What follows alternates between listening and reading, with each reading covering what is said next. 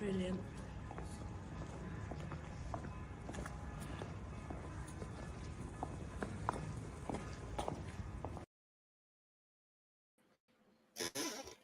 Hello and welcome to this 145th episode of Old Romans Unscripted.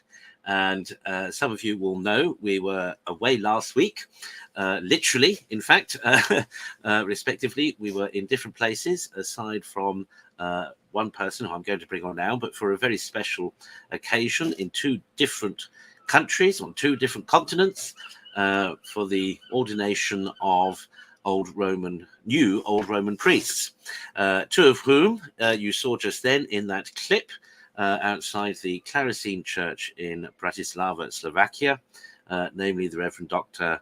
Adam Sikora and the Reverend Dr. Robert Wilson, who were ordained priests by my hands last Saturday, and in Detroit, USA, simultaneously almost, another ordination took place, namely of the Reverend, now Father, Stanislaus Ibarra, whom I will bring on as he is waiting in the wings.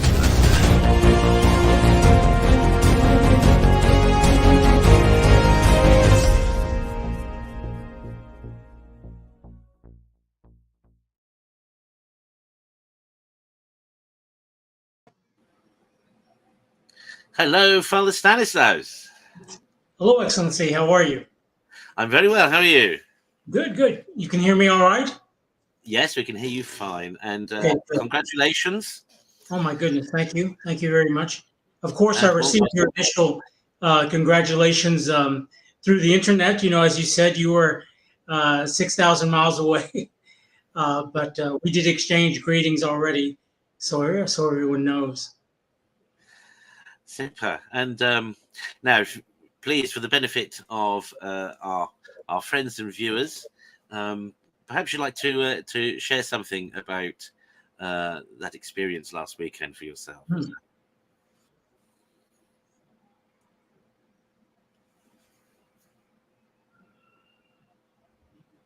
Feel free. Oh, is that video? I thought you were going to play some video. No. I was waiting with rapt attention because I thought, wonderful, some video I haven't seen yet.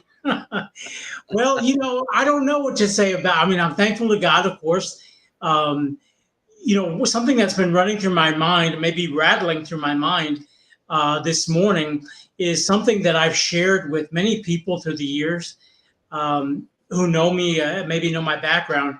And I've always said that I used to say this in the world when I was in working, you know, and I would say I can always tell a lot about the person running the place based on what it looks like when I get in there, because that was my job a lot of times. And so I'm running around this morning, not really, you know, I don't feel disorganized or anything like that, but I begin to look around at my surroundings. So much changed in my immediate surroundings. So much has changed interiorly. You know, I can go on and on with that. And I thought, okay, what would I say about myself if I came in and looked? And I thought, well, it's not really, I mean, I don't think it's disorganized because I know where everything is. And I finally have everything to a place where just now I can say, okay, well, that's here and that's here. And, you know, basically like that. Someone might come in and say that. And yeah, I could appreciate what someone might say. But what I'm trying to get to is my whole new appreciation for, frankly, you know, what it means to be a priest.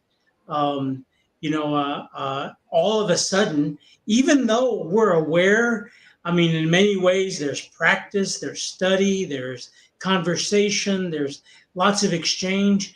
But until the day comes, and I'm not saying that there's a moment or that anything happened or anything like that, but then I thought a lot about my other fellow priests of that, but especially about you, Excellency. And I thought, where do they find the time? What happened? You know, because it's not like I was doing all kinds of spending a lot of free time, as we say, but all of a sudden, just the prayers and, Mass, and then for a new priest, at least for me, Holy Mass does not just come, at the snap of a finger, kind of like we watch the videos. Sometimes now I look at the beautiful videos, I think, oh my gosh, to be at that point, it's not that way for me. And I cannot speak for my brothers who were ordained last week as well. So it's been a learning experience. It's been very humbling. It's been very, it has been gratifying. I can't say that it hasn't. It has been, but not in the ways that I think only those who have received holy orders can understand. I think who have properly received proper holy orders can understand. And that's as far as I realize that's really as far as I can go, because beyond that, people who have not received holy orders continue to ask, what's it like? What's there? And you really can't, there's no satisfactory answer, except because, unfortunately, I think rightfully so, in a kind of way, they're thirsty. That's why they're asking. They're thirsty. They want something so much. They're so willing to hear anything. And we have to be very careful. I know, well, let me speak for myself. I have to be very careful, because while you may have heard me say beforehand, there are few at our door, there are few at my door, yet there are many, because there are so many souls living and no longer living who are desirous of the true holy sacrifice. And I'm not sure I was truly aware of that until the moment Bishop Kelly removed his hands from top of my head. And it's just been that ever since. It's a wonderful, blessed thing. But for me, it's also very heavy. And I don't mean that in a bad way or in a judgmental way. I don't say it to really anybody, because I don't know that the public knows how to really take that. There you go. Yeah, that sounds a fair thing to say. I had half a mind to sort of film an interview each with Father Sakura and Father Wilson, but just in our conversations afterwards, in many ways, a bit like yourself, I think they were still too stunned, really, to be able to talk about it coherently.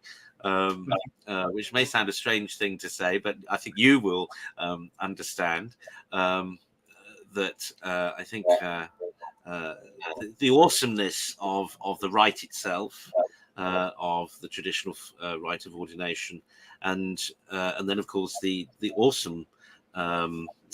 awesomeness of offering the holy sacrifice for the first time, and then doing that every day afterwards, and it's only as you do it, really, and only as you do it for real. So it doesn't matter how many dry practice runs you went through before ordination. It's when you do it and you suddenly realize that you are doing it, and particularly in the canon, that's very difficult to explain to others, or even to put adequately into words. And I would say that, from the perspective of the ordaining bishop, one of the things that always gets me, by which I mean that I always forget, but it always gets me every time, is that in the traditional rite of ordination, as some of you will know, the new priests, they don't technically concelebrate, but they recite the words of the Mass with the bishop. And one of the key differences in the Mass for the ordination of priests is that the ordaining bishop at the altar will say aloud that which normally is said secretly.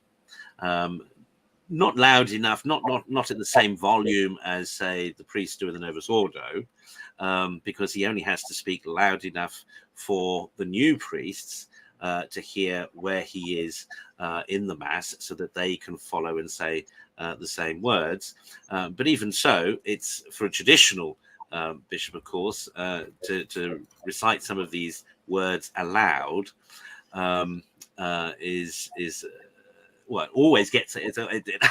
I always forget that's going to happen, and in many ways, it's like saying Mass for the first time again, because I deliberately have to read the words of the Missal. Now, some of you who watch my daily Mass perhaps have noticed that. And it's not a thing of pride, but it's just that after so many years of offering Mass, certain parts of the Mass just come to me, and I can literally pray them without having to read them. So often the first page of the canon stays there until the communion, because I can pray literally the canon of the Mass without looking at the words. But in the ordination rite, because I want to be sure that there are no mistakes and that the new priests follow exactly, I have to read the words of the book purposefully, and that actually I always find very moving. I always find very moving, which is not to say that I don't find offering Mass generally moving. Of course I do, but it did bring back a kind of nervousness again, because like anything, we can become familiar, and one of the things actually as sacerdotes we have to be careful of is becoming too familiar or over familiar, or to the point of contempt of sacred things, because we deal with them all the time. But actually, there was a moment, and I imagine Bishop Nicholas, I'm not sure if he's going to join us today, but would say the same, that actually, even for us as bishops, saying the canon out loud is, there's just something about it that is very moving. As well as, of course, the fact that now there is a new brother or two new brother priests who are saying the words with us. Yes, it's. I did wonder about, as I said, interviewing your confrères, but realised that in conversation with them, they weren't going to be ready for that yet. No, and I guess since we're talking about it, I really wasn't sure how deep we were going to get into something like this, but I guess there is something important, I think, for our viewers to understand, and it's something that I'm also beginning to understand more. It's something that I'm sure you are. It's nothing new you've heard about, and it's involving the word scandalize and what scandalizes. And in the traditional circles that we are in, rightfully so, I do find that a lot. It's not that you don't find it everywhere. You will. In more, maybe in the circles that we'll look at over the abyss, maybe we might look over and we might call it elitism or progressivism or something like that. But it's the same thing, just reversed on the other side. And so over here, I even saw it at our very, very small what we did, because not everyone knows, but we did the best we could, and it was wonderful. It was, I don't have any, no one knows, but it was supposed to be streamed online. We tried. As far as I knew, it was streaming. I didn't realize until afterwards that it didn't work. I don't know why it didn't work, but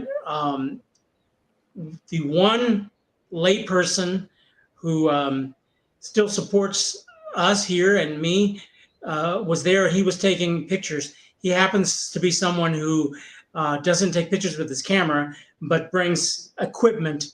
So I was very, very blessed to have him there. And he's sending me he doesn't use the internet much, and so he's sending me a CD with all the pictures from my ordination mass, and I'll publish those when they're ready. But for some reason, God's will, we weren't able to have that. But all of that, putting it together with the help of Father Thomas and Father Jaime and Father Christopher, and that's really who brought it together. It was really, in a sense, a family affair, but that word scandalize kept coming up. And I really had not, it's not like I haven't heard this before, but I'll just use, again, I can only use myself as an example because I'm looking over my shoulder. There are some who might be watching, who might be scandalized because they're looking and they're saying, well, why is the altar cloth wrinkled? Why is there no burst? Why are there no proper candlesticks? Why? And you can go on and on. Now, is it a proper setup though? Sure, of course it is. I've made sure of that. Is it precise? No. Why? Because we lack. And you're seeing, we're doing the best we can, and my ordination mass was the best that we could do, but everything was there. We did everything properly, and it was beautiful what we were able to do at a local hotel where we rented out a space in order to bring it off. And but even there, I heard that word. Well, people will be scandalized by not seeing the proper things, and I had to stop myself a couple of times because I'm a brash individual. If anyone hasn't got that yet, but I had to stop myself and breathe a little bit because I'm not scandalized. I'm working through poverty, but realizing, of course, we have to do it right. Poverty isn't always an excuse to do something. So in taking something like the Holy Sacrifice, in poverty, and this is something that the modern church and modernity doesn't understand, that in poverty, maybe that day, a ferial day, it might not be the best thing to offer the Holy Sacrifice. And there could be many reasons. But there may be a reason. You don't know that. In poverty, there may not be a burst. In poverty, for all you know, we have a very poor hand iron that we've done the best we could for now. But you may know linens, and the moment you take them off the ironing board, they begin to wrinkle and crink, and you start to straighten. That happens. Are there proper machinery? Sure. Even that you could use in a small space like this, sure. They're not terribly expensive, but they do cost money. Okay.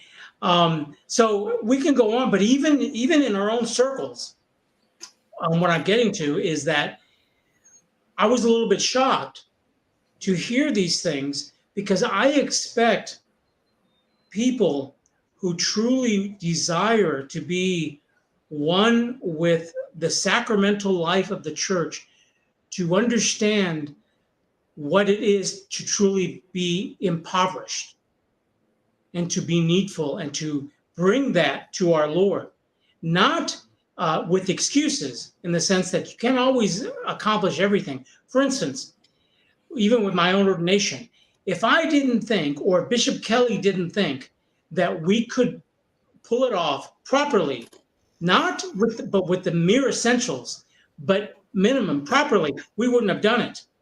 The money would have been used for me to fly to Slovakia, which was the original intent. But I think this is an important, and I hope the Archbishop agrees, it's an important lesson because it's a lot to talk about what does it mean to scandalize? Because we are very small. And I know right now of traditional-minded people who are desirous to be faithful, truly faithful Roman Catholics, who would be scandalized, who shouldn't be, however. And if they would simply ask the right questions, maybe rather than inferring what they think their understanding might be. Because as missionary priests and as a missionary apostolate, you know, it's not that we do things the best we can, because that's a little bit of a misnomer. It's not that. We do things properly. It sometimes takes us a little longer. We have to sometimes beg a little more and go without in order to offer up the most important thing. So, Excellency, I wanted to ask you, what do you think about, and I know you know what I'm talking about, scandalizing even in the traditional community with what we do and what we see, and going so far, the Sedes are always scandalized by us. I mean, the thing I think we touched on this in the last program, and and unlike perhaps others, as we said at the time, we're not as wealthy as other apostolates, and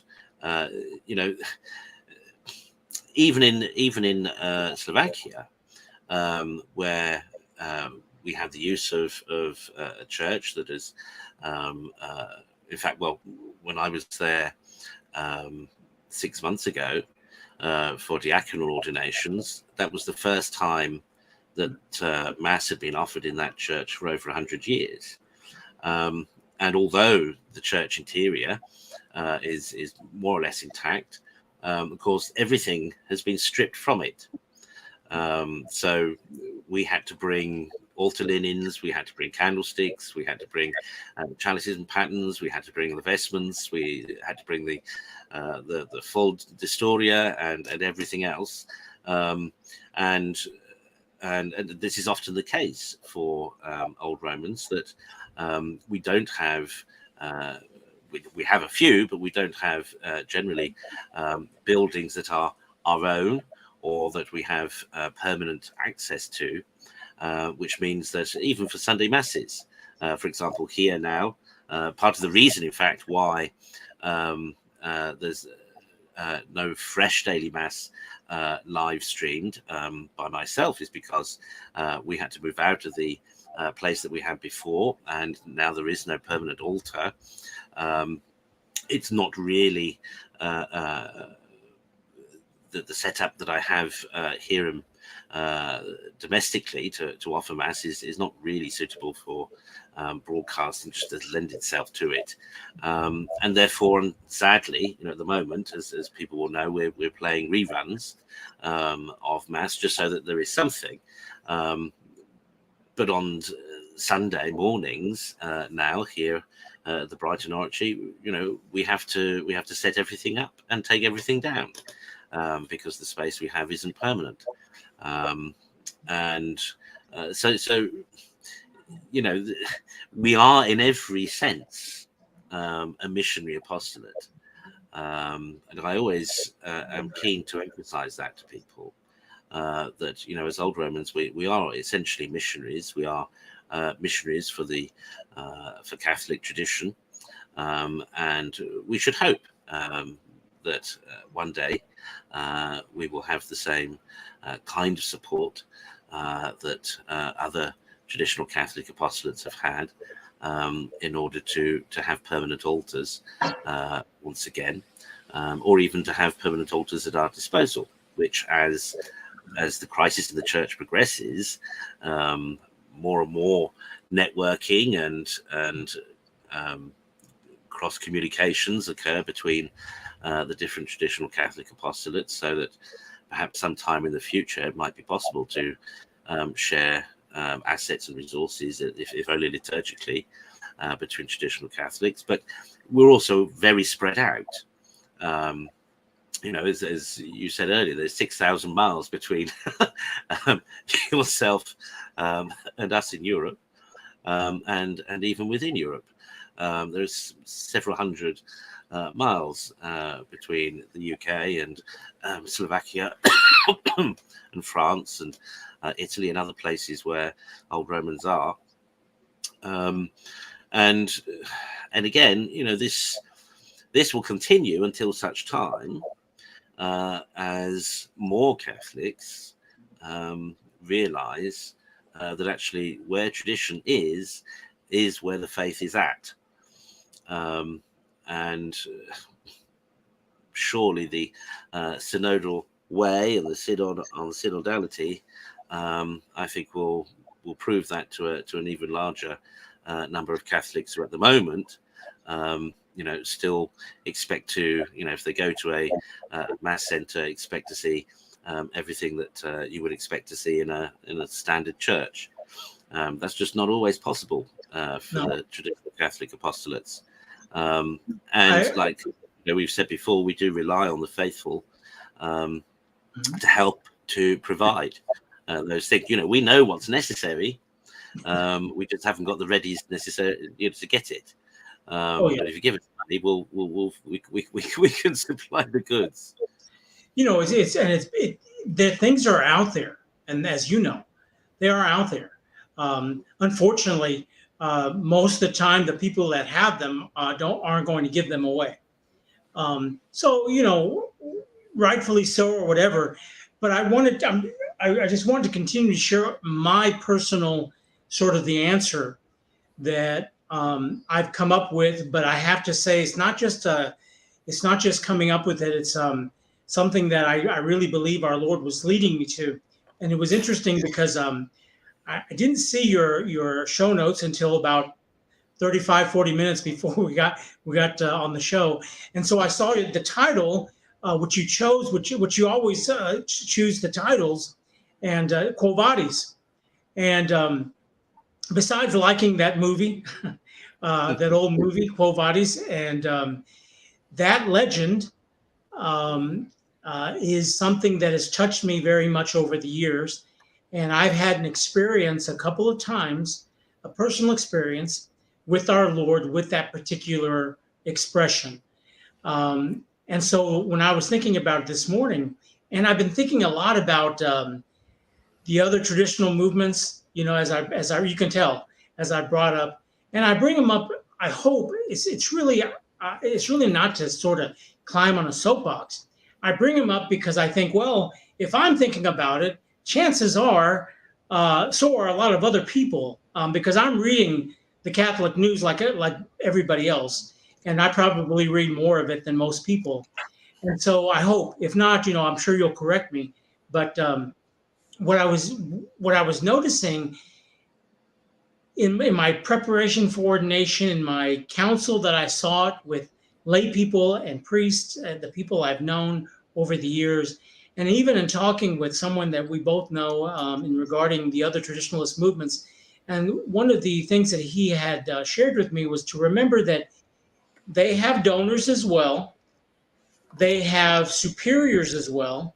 And even though they're not answering or they're not helping or they're not offering, we have to kind of remember to take those things in mind. We don't know, in other words, which I thought was pretty wise. I really took that to heart. But what it reminded me of, and this is where our Lord comes in, and it's not the first time he's used this in my life, what it reminded me of was the scene along the seashore with Peter. And, they're going through all of this after the resurrection, of course. And I'm that guy. And so many times, and then, we'll fast forward and flip through and we'll go through. And he looks up at our Lord and he says, yeah, but what of that guy back there? What about him? And all he's, and our Lord, simply answers in a sort of, and I know I'm paraphrasing, but, what of him? What are you? It's you. Stay, it's almost like he grabs his head and says, stay focused right here, because the job I have for you is unique to me and you. And get that through your head again. You're hard-headed man. And that's what we have to remember is that, and that's what I remember. And that's what I've been constantly reminded this first week of my priesthood is that let's worry about me and you. I have made you a priest because I desire that you offer the holy sacrifice for me in my stead. I want that. I don't care what everybody else wants. And the bishops have affirmed that for me because that's important. The church, the bishops, being the church, have said yes. It doesn't mean that, it's kind of like juries in a sense. I don't know what's in your mind. I don't know which doubts you may have had. I don't know what thoughts you may have had. I don't know what questions. I don't. It doesn't matter. In the end, we all get to that point. Affirm or yes or no. And of course, we all make our way through, and and here we are. But I continue to hear that lesson, and even in my hard-headedness, I hear him say, quo vadis, sort of looking at me like he did at St. Peter, and a beautiful image I've never seen before. I'm sure you've seen it, Excellency. I can't remember what Italian painter it was, but it's just an image, a painting of St. Peter holding his cross upside down, but the scene is that they were trying to give him his cross right side up, and he was angry because he kept telling them no, turn it upside down. Of course, we know the whole story, and all of that is wrapped up in my priesthood and our priesthood. That's what it is. It's not our work. It's not my work. It is because we're human, we're physical, we're here, we meet people, we talk to people, we interact. I have my ways, you have your ways. We're going to say something or do something in different ways, of course. But that constant reminder, quo vadis, and for the lay people too, because in this day and age, as we continue to say, because they too go to that same church door, and all of a sudden, in a sense, the traditional mass is gone. And they have to ask the question, quo vadis, where are you, Lord? Where are you going? And of course, they begin to realize he's not going anywhere. Others are going. And that question, that centuries-old question, even though it comes from legend, quo vadis, how important it is in our spiritual life, at least for me, as a sinner, and now as his priest, to remember every day, quo vadis. And like you were saying, and like I'm learning this week, when you put your feet on that floor, that's what he's asking us, each and every one of us, every day. Yeah, absolutely. Well, of course, and we're asking the question, quo vadis, really of the church, and in light of various topical events, and one of which was the publication by the official Vatican Facebook page for the Synod of Synodality, who posted this picture, which has been doing the rounds on the internet ever since. Let's bring that up here. And caused quite a stir. So, of course, there you have a group of people outside a church building. But look closely at the characters, and particularly the two central ones. And somebody, Gregory De Pipo, said, who first posted this on Facebook, who found it, does this not betray the intentions of the orchestrators of the Synod on Synodality? Notice in the in the bottom left-hand side, clearly a woman in priestly vestments. Well, and this is on the official Facebook page for the Synod on Synodality. And this begs the question, quo vadis. Now, the USCCB, so the United States Conference of Catholic Bishops, this week published the national synthesis of the synodal way, and released some interesting details. For example, 700,000 Catholics purportedly took part in the various dialogues that happened up and down the country. Now, that's less than 1% of the American Catholic population. Less than 1% of the Catholic American population took part in this synodal way. And the synthesis of what these groups, what the people want, of course, includes all the radical stuff, such as we've heard from Germany and from similar processes elsewhere. So talking about LGBT inclusion, talking about women in leadership and ministry, etc. And, you know, as traditional Catholics, we have to ask the question, quo vadis? Because, you know, we know that these issues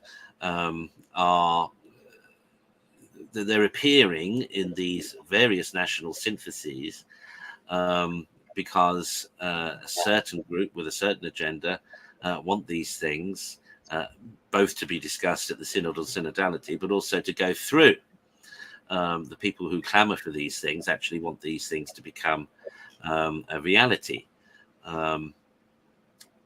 But this isn't, of course, what they're asking for is not consistent with Catholic truth, with Catholic faith, with Catholic praxis. Many of these things are antithetical to the gospel, or antithetical to that which our Lord instituted and established for his church and for the way of salvation. And, you know, the question we keep having to, we keep presenting week by week to Catholics in these shows is, quo vadis? You know, where are you going? If you're going to, you know, the average Novus Ordo parish down the road, you are going to be in pretty soon for a big surprise. Well, if you're savvy, it won't be that much of a surprise. But if you're plodding along thinking that everything else is just plodding along in the same way it always has, and that's despite all the radical changes introduced since the Second Vatican Council. If you've plodded along anyway, besides all that, believe you me, come next year in 2023, things are going to become drastically different. Now, part of me thinks that in some ways, because things have been drastically changing over the last 50 years, in a funny kind of way, people are perhaps impervious to it. Perhaps there's a kind of apathy and a kind of malaise amongst average mass-going Catholics that they're so used to chaos, so used to change, so used to things, you know, being different from one week to the next, that they're, you know, blind to it. They're sort of impervious to it. And yet we know that there is a growing minority of Catholics who are gradually becoming woke, not in the political correct sense, but who are gradually realizing both what has been happening and what is happening now.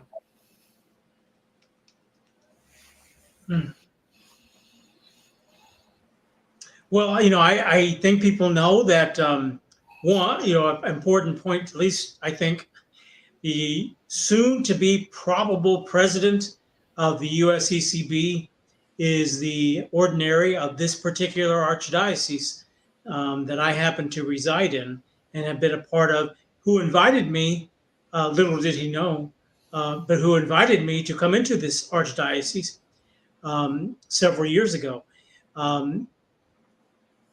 That is, he's an older guy. He's only, you know, he's not too far off from 75. And that's what they intend, you know, they're kind of, he's malleable in that sense. And so this, I think when you were explaining about Quo Vadis and about when you said the average everyday Catholic or something like that, and I thought, well, does that really exist anymore? Because even in this country, just like you mentioned, they're so proud of the 700,000 so many that participated in this survey. Okay, when you look at that number, that's not a bad number, except when you draw it out and say, well, how many were there that should have participated? And then you realize, well, wait a minute, where is everybody? And that's when I realized is that, well, there really isn't an average everyday Catholic anymore. At least in this country, I don't think, because everyone kind of goes when they want, and then they don't go to the church that's around their corner anymore. They go to the church that they identify with, that speaks to them, and that includes traditionalists. And not that I'm faulting them, but we do the same thing. That's why sometimes, like you were saying, they're in for a rude awakening when that Mass disappears from their Novus Ordo parish. See, they've been, in a sense, they really haven't known what's been going on, because they've had this beautiful Mass for the last 5-10 years at their Novus Ordo parish. It's going to be gone soon if it's not gone already. Now they're searching. Not too easy to find a proper a traditional rite Mass offered by a proper priest. They're going away too, not because that we're not here, but because, like everything else, they're trying to snuff us out. And the same thing, they're going to start saying, where are you going? And we're not going anywhere. We're here. That's why we're doing the show. That's why we continue to do the show every weekend, so people can realize this, that we continue to be here. We're here. And anybody can look us up, can research us, and discover, like so many have here in Detroit, that we're actually okay. We're doing the right things. And in this Quo Vadis, in this continual Quo Vadis moment, it's almost like it's like we're stuck in a revolving door. That those of us who are trying to be faithful Catholics, that because we want to be, we know that we want to be a part of the church. It's not some ethereal thing that we say, oh, church, yes, someday, but I don't even think that way. While I know that I can't point to the Vatican and say, yes, there it is, I know it should be there. I know what should be coming out of there. I may have had to done my own study, like so many of our listeners and watchers. They do their own study. They know what should be there. And so, but what are they going to do? Where are they going to go? And it reminds me of how I came to the Old Romans. When the whole world closed the churches, when the Pope allowed the churches to be closed, when he allowed us to be closed off from the sacraments. Why? Again, I was saying Quo Vadis like so many other Catholics were saying. And here we are over 2 years later. What has changed except a lot of nothing? The people who weren't going to church before still aren't going to church now. Yeah. So for us, that's what I keep getting back to, is that, and I want our watchers to understand, to understand better, that it's always personal. Certainly, as lay people, you look for where are the true sacraments, and we encourage you to find that. But it doesn't mean that there's this sense of, well, someone is holding the truth and someone over here doesn't, because that's not what we're saying at all. In pointing back to where is the church, because there is only one church, the church which our Lord established, a church which every day is through the holy sacrifice of the Mass, is propitiated through the holy sacrifice. But that doesn't mean that is the church. And that's where I think what you were saying, Excellency, in these documents, that's what they're pointing to. That's what they mean by dialogue, is they'll point to us and say, you're closed off because you won't listen. And we're saying, no, what you're introducing is are ideas that don't belong at the table, like What is that picture supposed to mean? What are we supposed to take from that picture? What is the average layperson, the average 12-year-old who just maybe received their confirmation in a formation class at your local Novus Ordo parish? What do they want them to understand by seeing that picture, which is something that the church has used for centuries? It's like a big stained glass window over the internet. That's the church's new stained glass window. What is the church saying now? And you and I, we don't have to guess. We can look at that and say, well, isn't it obvious? Do you have to guess? Isn't it obvious what they're saying? Because I know what they're not saying. There's not a picture of me or you up there. We're not represented up there, but everything else is, except for the truth. Where is the truth represented in there? Except they'll come back and say, well, everyone's truth is represented. No. There is one truth. And this is where I think the sedes get it wrong, and all the other traditionalist sects that are out there, because they start coming up with their own truth. There's one truth. And this ain't it. And this is easy for us, but it's not easy for the modern day Catholic. And so as traditional Catholics, as traditional priests, how do we approach this? What do we do? Well, I mean, again, I know it may be boring, but it's the same answer every time. We just have to keep doing what we've always done, and we could do more, many of us, in terms of making ourselves known and available.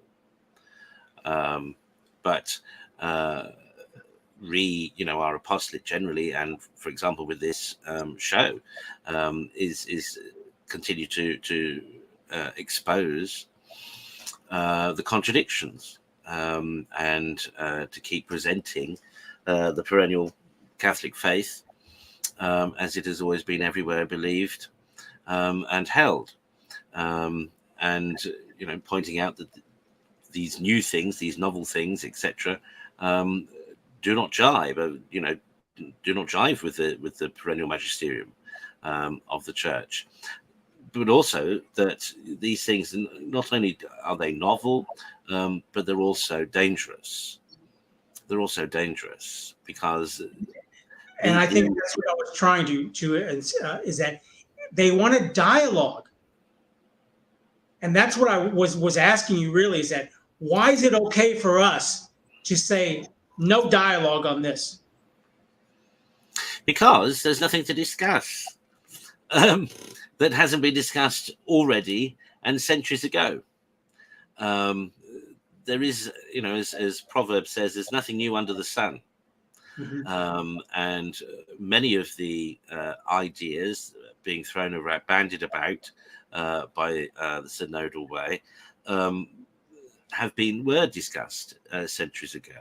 Things like the ordination of women, things like extramarital intimate relationships, etc. All these things have been discussed before, and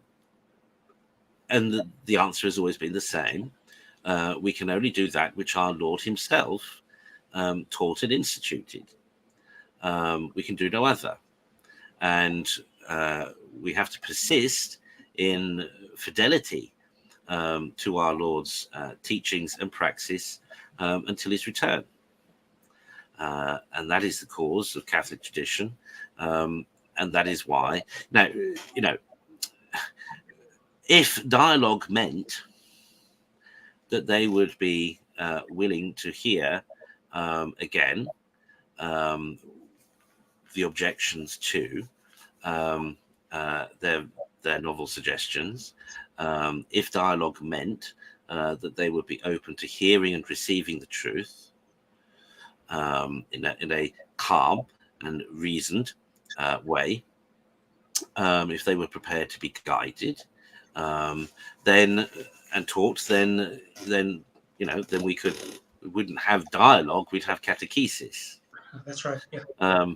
And that essentially is what is missing in the church today, and has been for a long time. Is part of the reason, indeed, for the Second Vatican Council. Let's be honest.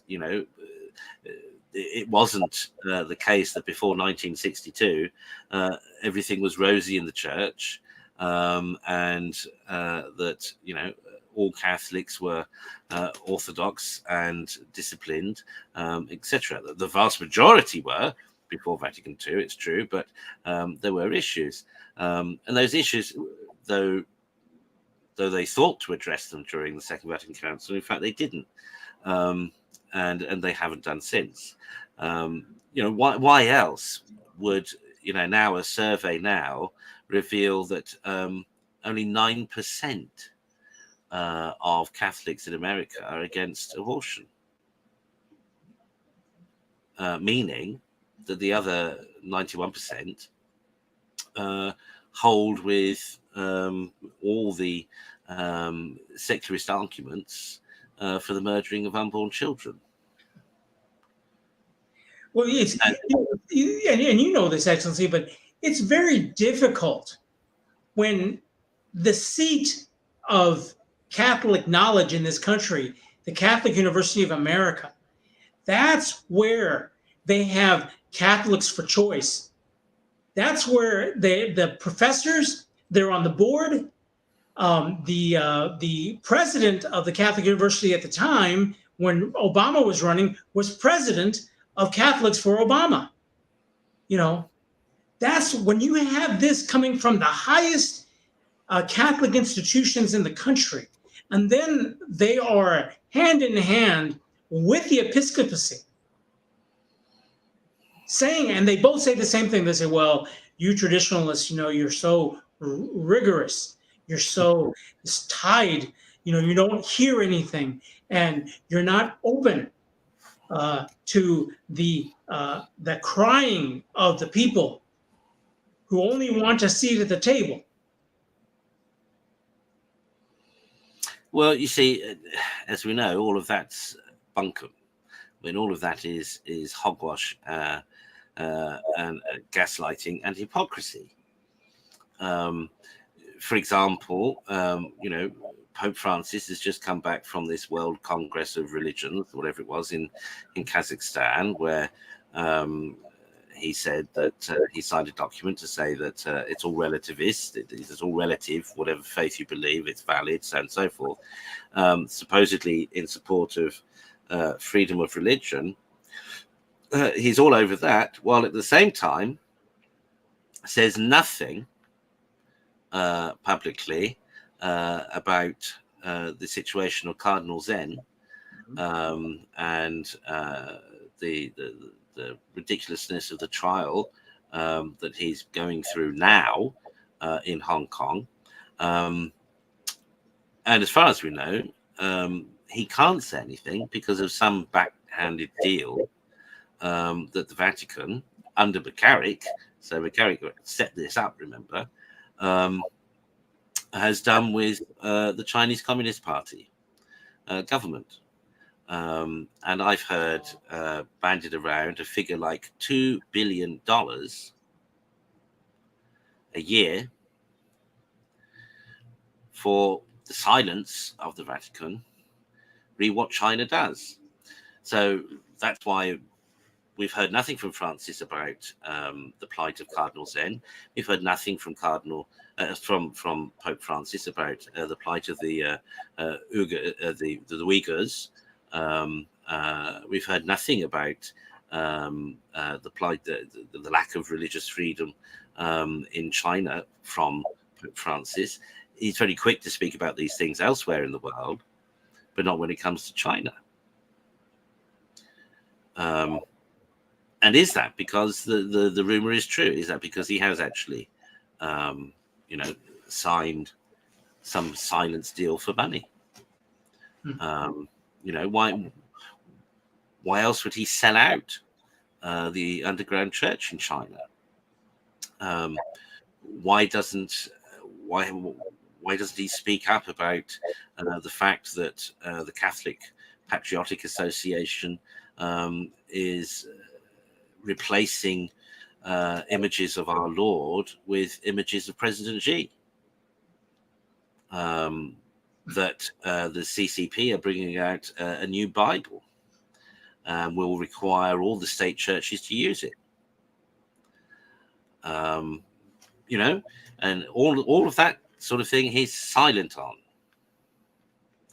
whilst at the same time proclaiming to everybody else that he's, you know, for religious freedom, he's for freedom of expression, he's for this, blah, blah, blah.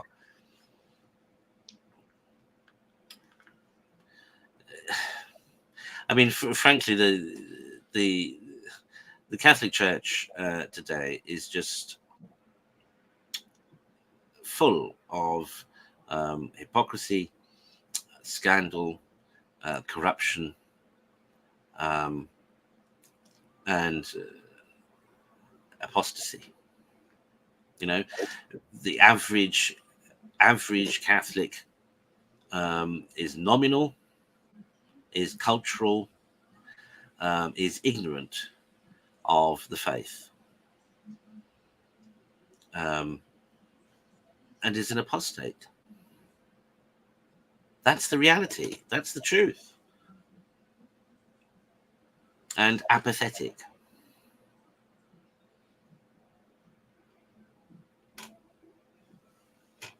And, you know, it behoves us all as traditional Catholics, sadly, to have to say that and to point it out to people. But, you know, not just on platforms like this, but we should be doing that, you know, with individuals around us, you know, in our so-called Catholic communities. The new Code of Canon Law gives a right to the faithful to question pastors of the church.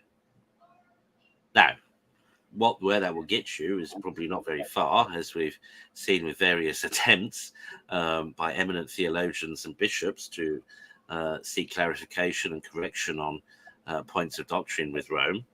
But if everybody wrote to the bishop and complained about the standard of liturgy in their parish churches, about the lack of real catechesis, about the misdirection spending of church funds, etc., then maybe the bishops would develop a backbone and do something about it and speak to Rome.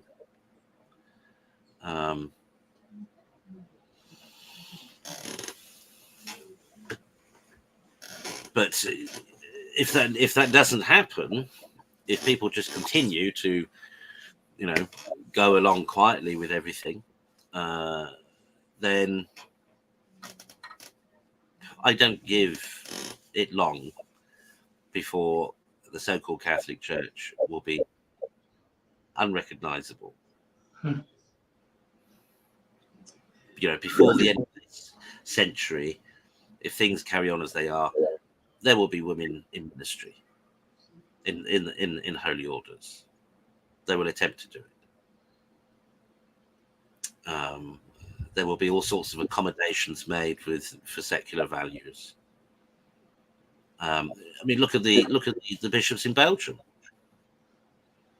You know, they issue a liturgy for the blessing of same-sex unions. Now, okay, some people say, oh, well, they didn't call them marriages. No, but everything about that liturgy apes marriage. You know, suggests marriage. Any condemnation from Rome? Cicadas. Nothing. No condemnation from the Pope, supposedly the chief pastor and guardian of the Church and of the faith. Now, he did say something to the German bishops in a roundabout kind of way, which more or less sort of said, not yet. But he didn't slam them down. He didn't say, what you're asking for is completely out of the question, could never be, could never happen. Rather, he gave us, sort of mealy-mouthed thing, as if to say, be quiet because you're letting the cat out of the bag before we're ready. And likewise with the Belgian bishops, nothing. Delano hasn't said a word. No call from the Vatican Communications Office. What on earth is going on? What on earth is going on? And yet, we're the guys, apparently, that are the worrisome ones. We're the ones people have to be worried about. We're apparently the schismatics and the heretics and the apostates. For what? For simply holding fast to that which has always been believed everywhere and by all. For continuing the devotional life and praxis of the church that has been for centuries.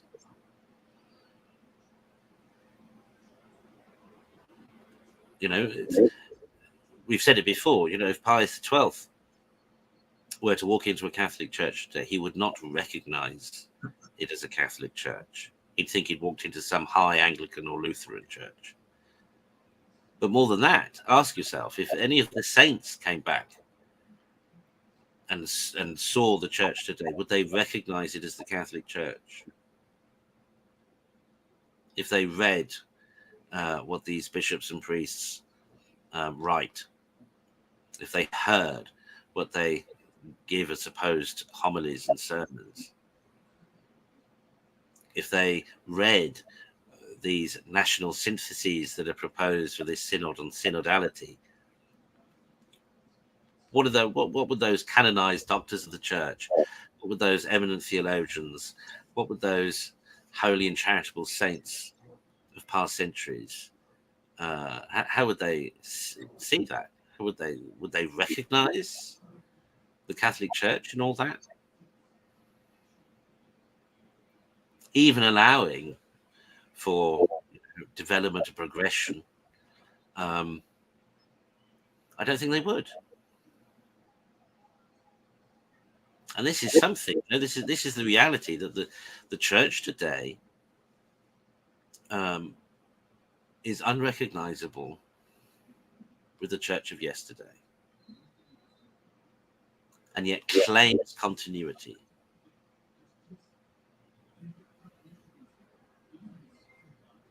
But this is the reason that we exist, the reason the SSPX exists. It's all the same. It's all for recognizing that there is a crisis in the church, that there's, an emergency situation, and don't believe, don't fall for so-called Catholic commentators who have little or no authority, let alone license, to claim to speak for the church on YouTube or wherever else.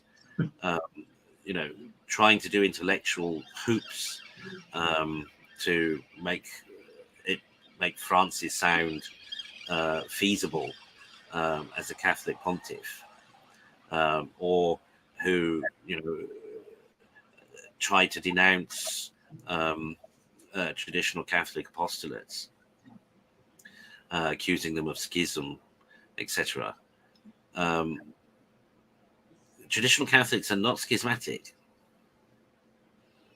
Schism means to want to have nothing to do with the church. That's not the case. Traditional Catholics, it's not a case that we don't want anything to do with the church. It's the case we're trying to save the church. We're trying to preserve for the church that which she always held as sacred. We're trying to remain faithful and steadfast to the faith of the apostles that the church has received centuries after centuries. I have a question for you, Excellency, then. Yeah, sure. because I thought about this, and I think one of the reflections I had after ordination was remembering that charity begins at home, and that goes deepest even to our family, or what's closest to us. Okay, and in thinking of that and being reminded of that constantly, and I think of, okay, if we're saying all this, let's just say firstly that we look at traditionalists first, and let's just presume that we've all agreed to come to the table to talk, because we have to agree on some things. We must. I mean, there's got to be some things we agree on. And so what would you, as a bishop, where would you want that conversation to go? How would you want us to address, as traditionalists, the crisis in the church? And therefore, what would be your instruction to the lay faithful?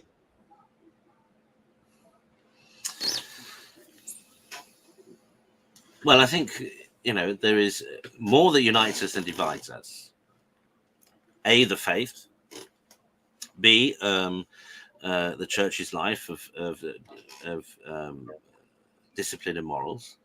All these things unite us. I mean, I would quite probably presume to suggest to other traditionalists that they need to return to true traditional liturgy pre-55, but there is more that unites us and divides us. Then, and in terms of the faithful,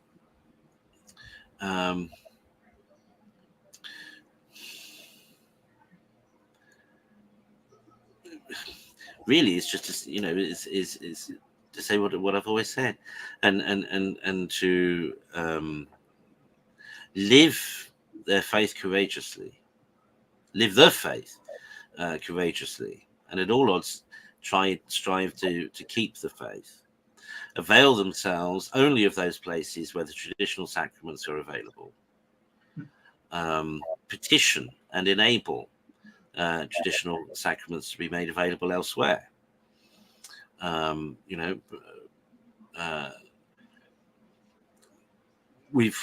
think traditional Catholics as a whole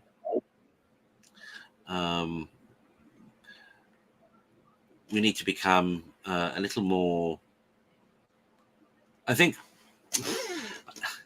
to be honest, I think in many ways there's a certain apathy that exists amongst traditional Catholics.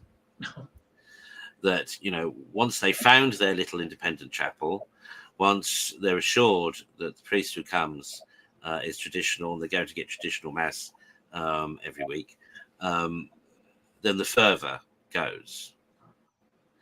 And actually, I would say that traditional Catholics, faithful traditional Catholics, need to adopt a wider perspective and realize that as much as their own salvation is important, that's true, but so is their neighbors. So is the salvation of the world. And that's not necessarily going to be affected by them blindly going to mass once a week and ensconcing themselves in their private devotions. It means talking about the faith in their everyday lives with other people, and particularly with others who call themselves Catholics. It means to evangelize. And this is, I think, one of the aspects of that is failing or missing from traditional Catholicism. It's as if all our energy has gone into survival, and we're very quick to we're very quick to harvest easy fruit. But one of the things we're not doing, many of us, that we ought to be doing, that was the cause again of Vatican II. And you'll forgive the expression rather ironically, but we're not dialoguing with contemporary society. There is something to be said that about the need for the traditional Catholic faith and life to be made understandable to the people of today and to the culture of today. That doesn't mean synthesizing or cultural or climatizing to contemporary cultural and secular values, not doing what the contemporary church has done, but we do need to engage in conversations. We do need to engage even in arguments, and in many ways that will probably help us to become better known as well. I would love, I'm not ruling it out, but I don't, well, you never know. But I would love us to, be able to have Jordan Peterson on Unscripted, or others of that ilk. Not because obviously they're not traditional Catholics, but simply because so much of what they do talk about resonates with the truth. And it doesn't take an awful lot for many of us to understand that what Jordan Peterson says is what the church has been saying for years on certain things. Now, not everything that Jordan Peterson says is right or true, and the same for other conservative commentators in the secular sphere. But it's interesting to see that people are engaged and are listening to them. And we need another Fulton Sheen. We need a true Catholic apologist to be out there and engaged in these conversations. But aside from what an ideal or dream would be, most importantly, every single one of us as a traditional Catholic ought to be deliberately engaged in conversation with everybody we meet, and particularly concerning our Lord Jesus Christ. If you really believe in the salvation of the world, that means you've got to interact with souls. Look at the example of our Lord. As he said, I didn't come to save the righteous, I came to save sinners. And where was he? Well, he was mixing with the publicans, he was mixing with the tax collectors, he was mixing with the sinners of the day who needed salvation. And he talked to them about it. Think of the woman at the well, the Samaritan woman at the well. And we need to do likewise. We need to convert our Catholic brothers and sisters, and we need to convert others. And if we believe we have the truth, then it shouldn't seem such a hard sell or such a hard task.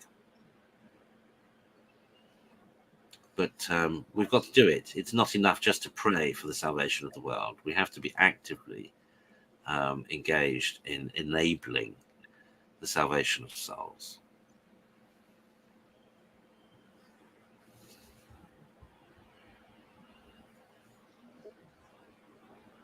And a very valid comment here. When Father Jenkins, Bishop Sanborn, and Bishop Williamson pass away to their, hopeful eternal reward, things will change with traditional Catholics. Yeah, they will. In some ways, past personalities have not helped the cause. As much as I admire and respect those individuals and others, their differences of opinion and perspective have not helped ultimately the cause of traditional Catholicism. and sometimes it's necessary for some things to pass away in order for new opportunities and to allow other voices to be heard.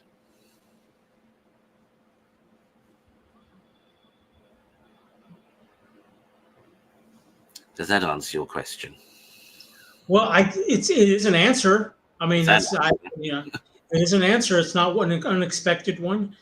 It's one that I framed to myself, but I framed it in the sense of for gathering, and I'm thinking of old medieval times when the kings, in the sense the bishops, would call out because there was a gathering storm, and they would call out to the clans, to the warriors, send your best. Send us those who will fight, who understand, who know what's going on. So, of course, everyone goes to the main wherever and they meet to discuss. And if you've watched any of these wonderful movies they put out over the last 20 years, most of us have, I'm sure. They're not always true to form, but those of us who have read history, some of them are pretty good. At least they bring history to life for us the best that we can. Part of that I take is there's always the great warrior coming from the hills that they want, that they're saying, where's that guy? How come he has not come yet? Where is he? He talks a big talk. Where is he? Where is he? Where is he? Then he finally shows up and usually has one question for the leader, whoever that is. Maybe it's been different, but I thought of that, and I thought, not that I'm that person, because I thought, okay, I mean, I'm a priest now, so I have to remember that there are things expected of me that I cannot demur from. And so in this very funny way, I'll say, I thought, okay, maybe I'm at least a lieutenant now. Maybe I can assume that rank of a lieutenant, and I'm being called. What would I say? What would be my question? And you might find this a strange question, or at least one that maybe I already know the answer to. But I think my question would be simple, because I would think I would already know I'm not being called because I'm unknown. I'm being called because they want to know what I got. And at the same time, they're expecting. And so my question would be, are we now at war? And so there may be subtitle questions or whatever, like, well, based on this, and I already know those answers. I already know those questions. And so, but we're looking at it from a spiritual sense. And I think of this, and I don't know that everyone can answer that question. And I don't think it's just a personal question. I think, and if anyone's watched any of my videos, it's a question that I think I continue to put forward for everyone, a challenge. Are we now at war? And so you've already answered for me over the years. I know what your answer is. But I think it's important for us as good, faithful Catholics.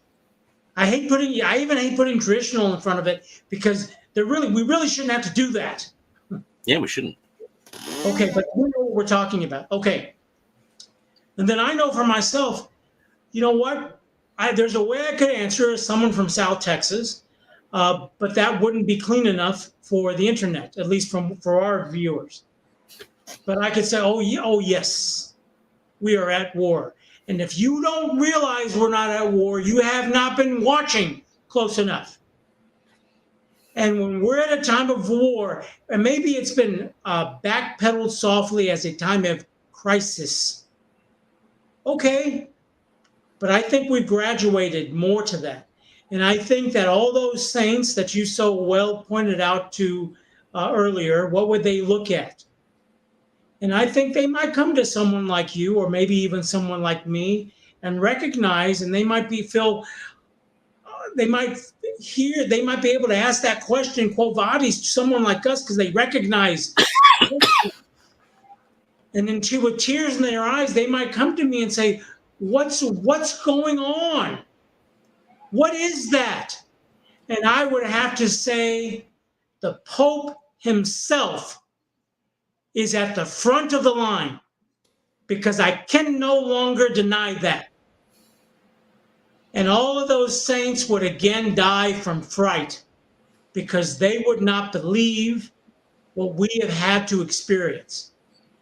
And so I say again, it's not a question really, it's just an introduction, because I already know your answer. Are we at a time of war?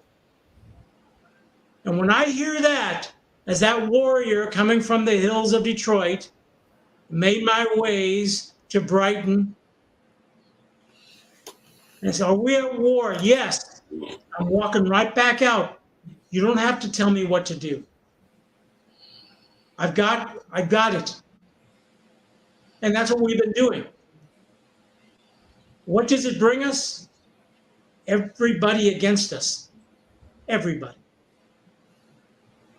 But I tell you, and everyone listening, and you know, Excellency, I know I wouldn't be here if as you've just said, there's nothing that we are saying, espousing, teaching, catechizing, evangelizing, holy sacrifice, that wasn't done by our brothers of long ago. And that's what we continue to hold, that surety, that him who died on that cross, we can stand in front of him and say, assuredly, we'll die with you. Because unlike the apostles at the time, well, we've seen it. We've seen it over and over and over and over and over and over again. Not that we're ready. No one wants to die in the sense of be killed. I'm not saying that. What I'm saying is that we now know the truth. And for you and I, and for me as a new priest, to hold that truth in my hand, you don't have to tell me anymore. Yeah.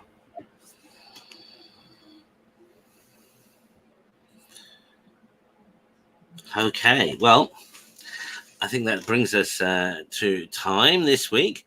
God bless you all for watching, and hopefully we'll be here next week. And as Bishop Nicholas isn't here, and even though I am, but of course we all receive particular graces from the blessing of a new priest. So Father Stanislaus, Oh my God.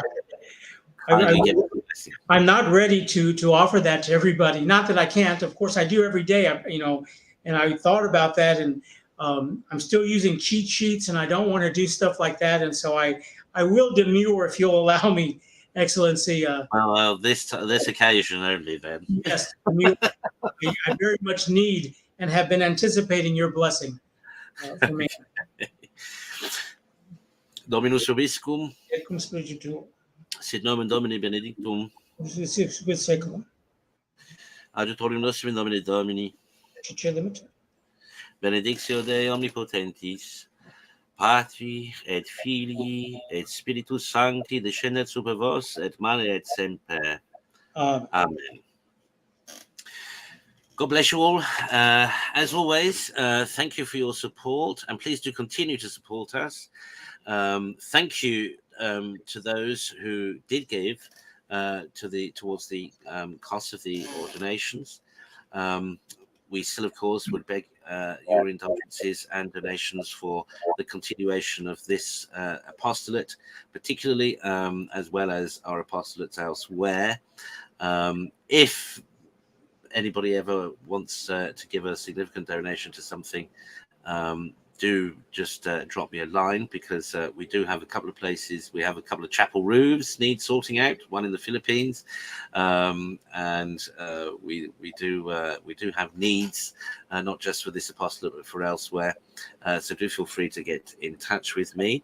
Otherwise, please feel free to use the links given in the notes accompanying this show on whichever platform you're watching from. We can receive through GoFundMe, PayPal, etc. Thank you too for all your spiritual support and prayers for our apostolate, and indeed for vocations. And lastly, we're still slightly shy of the 1,000 mark for YouTube subscribers. It really makes a difference if we can get to 1,000. Suddenly, all sorts of things we're able to do with the Google platform if we get to 1,000. So please do like and share these videos and others on the channel with others. Encourage them to find us and listen to us, particularly those things that you've found interesting and useful. And if we can get over that 1,000 subscriber mark, we can really begin to do things or other things, as it were. Okay. Again, bless you all for watching, and hopefully we will all see you all same time next week on this channel. Meanwhile, take care and God bless.